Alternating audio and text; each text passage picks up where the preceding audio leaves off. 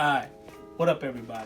What I got for you today, 5 NBA players who actually changed the rules. So, if you could change some rules in the game, you a hell of a player, or you doing something that needs to be stopped and they don't like it. So let's check it out, see what it is. Let's get into it, man.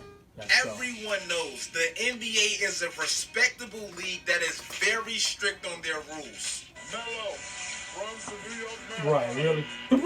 No. They strict on traveling. Look at him like, Get your feet right. Get your feet right, fellows. Foot loose. Well, maybe not. But in this video, I will give you guys 5 NBA players that actually changed or made Okay, new Shaq. NBA rules. Okay. Stay tuned, Jake. I wanna go for this. Okay. Stop it. I see them watching. I see them hating. One day I swear I'm gonna be on the station. Mama, I gotta make moves. Now, before I jump into the list, I want to get into some honorable mentions. Daryl Dawkins was a physical center for the Philadelphia yeah, was he? 76ers in the Was mid-70s.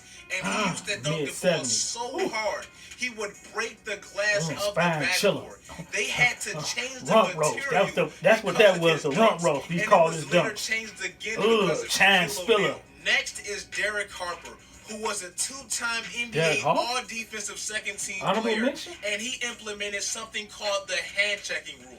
This is where the defensive player places his hand on the offensive player's hip or Oh, yeah, lower I hated back that. to Oh, my navigate his God. movements.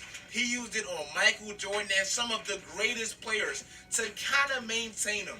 It was To later kinda- banned in the early 2000s. Now let's get into the 5 players. Number 5, Wilt Chamberlain. okay. Wilt Chamberlain is famously known as the most dominant player the NBA has ever seen.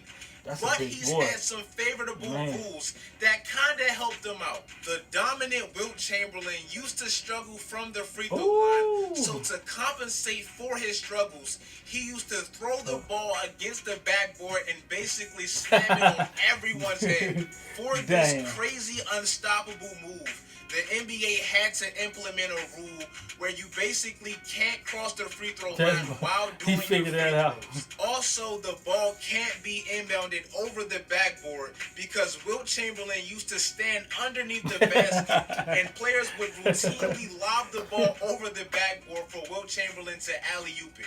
Number 4, Reggie Miller. Wait. First of all, if you could throw it over the backboard from out of bounds and it goes in, that should be good.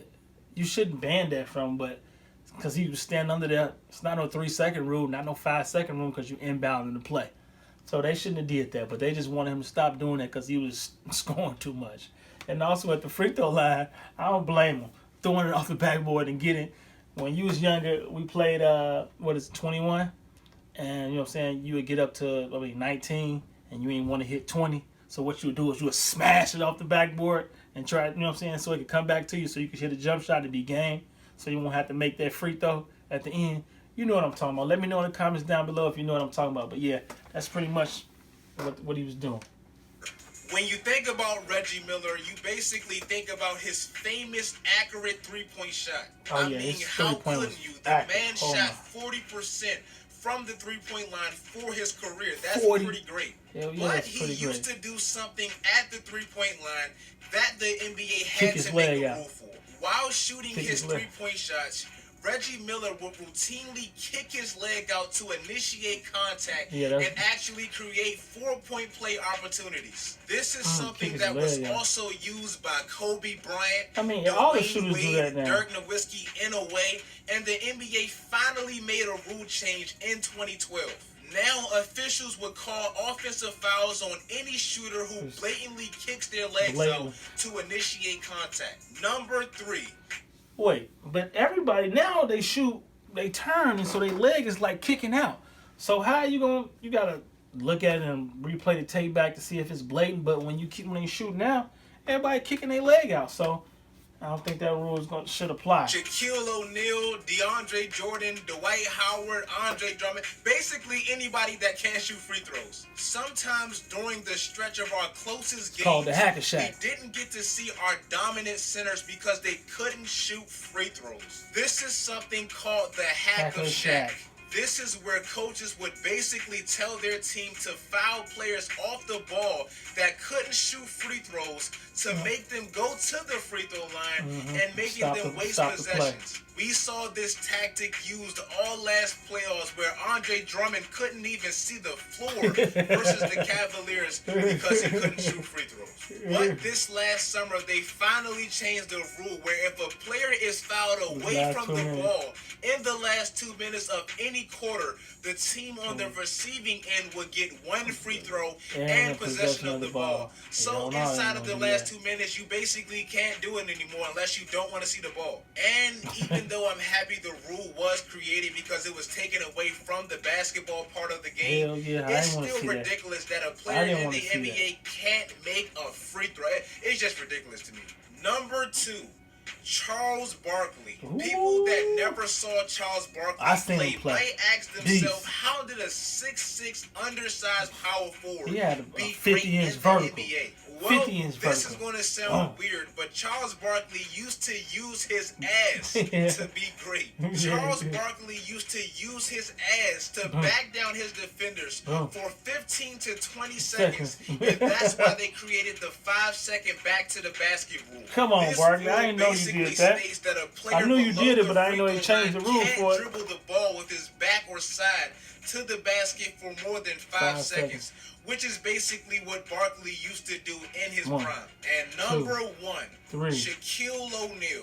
Before the 2001 NBA season, zone defenses was prohibited from the NBA. The rule stated that a defensive player couldn't stand in the lane for more than 3 seconds without closely guarding an offensive player.